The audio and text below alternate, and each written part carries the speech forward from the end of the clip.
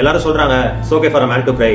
No, it's never okay for a man to cry. That's the weakest thing you can do as a man. Heartbreak ரொம்ப பெயின்ஃபுல்லான விஷயம் தான். அவ உன்னை seat பண்ணிருக்கா, ஒரு டைம் ரெண்டு டைம் இல்ல, நிறைய டைம் பண்ணிருக்கா. அது நீ போய் கேட்டப்போ உன்னை பிளேம் பண்ணிட்டு அவ போயிருக்கா. இதுலயே உனக்கு தேவையான எல்லா ஆன்சரும் இருக்கு. அவ உன்னை ரெஸ்பெக்ட் பண்ணிருந்தா சீட் பண்ணிருக்க மாட்டான். முதல்ல அழுகிறத நிறுத்து. எல்லாரும் சொல்றாங்க it's okay for a man to cry.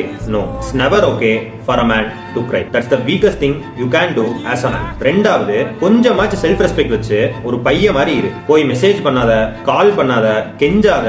மூணாவது, ரொம்ப கோவம் வருதுன்னு சொன்னல, அந்த கோவத்தை நீ அச்சீவ் பண்ணணும்னு நினைக்கிற ஏதாச்சும் ஒரு விஷயத்துல டைவர்ட் பண்ண பாரு. அப்படி டைவர்ட் பண்றது கஷ்டம் தான். ஆனா நீ அப்படி மட்டும் பண்ணிட்டேன்னு வையேன், பெயின், டிப்ரெஷன், ஹார்ட் பிரேக், இது எல்லாத்துக்கும் ஒரு மீனிங் கிடைக்கும். அதை விட்டுட்டு அவளை பழி வாங்குறேன் அப்படின்னு கோவத்துல ஏதாச்சும் பண்ணி உன் வாழ்க்கையை தொலைச்சிடாது. இன்னும் கன்ஃபியூஸ்டா இருக்கியா?